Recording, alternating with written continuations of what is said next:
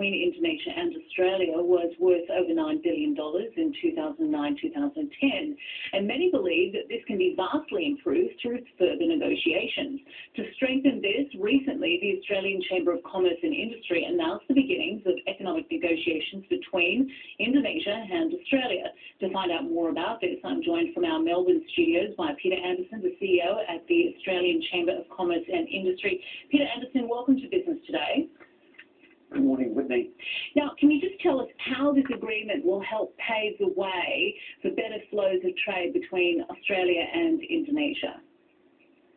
Well, I think it's widely recognised on both the Indonesian side and the Australian side that our Asian economies need to trade their way through the lingering effects of the global financial crisis, not only for our benefit but for our regional benefit.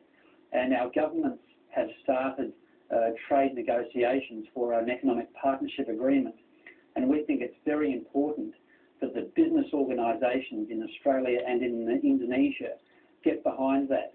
Get behind it not just to support our governments, but to also call on our own domestic business constituency to look much more deeply at how the trade relationship can be expanded. And from an Australian end, it certainly can be. Eventually, what sort of solid trade pact or what kind of context will this sort of take on? The agreement that we've reached with our sister counterpart in Indonesia, the Indonesian Chamber of Commerce, known as KADIN, is an agreement which not only calls on us to support our respective governments, but to also do work between our own business constituencies to increase trade opportunities. As you've said, our two-way trade relationship currently stands at about $9 billion. But Indonesia is a country of 230 million people. It is industrialising. It has a strong appetite for goods and services, and many of those can come from Australian businesses. We only have about 400 Australian businesses in Indonesia at the moment. There's no reason why we can't be much more optimistic about our capacity to engage in higher levels of two-way trade with Indonesia. Peter Anderson, I'll just break in there. I'm just curious, what levels do you see that two-way trade between Indonesia and Australia can rise to?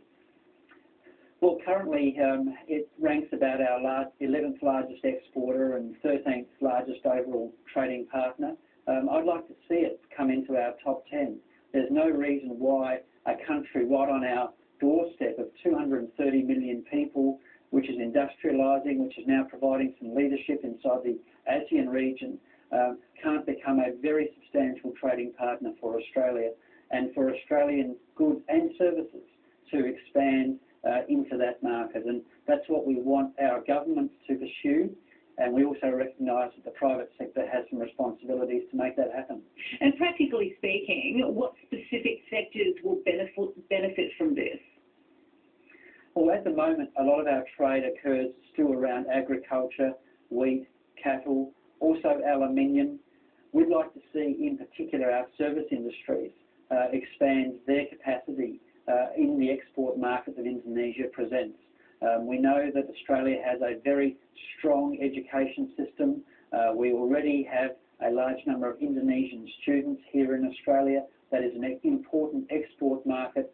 But we also have the capacity, for example, in our construction industry, as Indonesia industrialises, to take some of the skills from our own construction services industries, engineering and the like, and contribute to the growth of the Indonesian economy.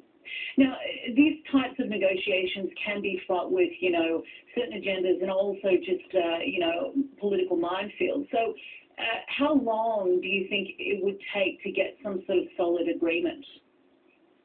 Well, I think there is a lot of goodwill. What we've seen is our governments at the highest levels commit to this agreement.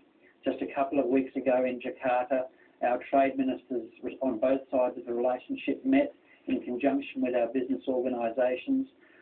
Whilst there are difficulties in any trade negotiation because there is give and take and mutual understandings that need to be reached, I'd like to think that the Australian private sector can not only add momentum to those negotiations over a course of a number of months rather than years, and And no matter how long our governments take, there are things we can do which don't rely on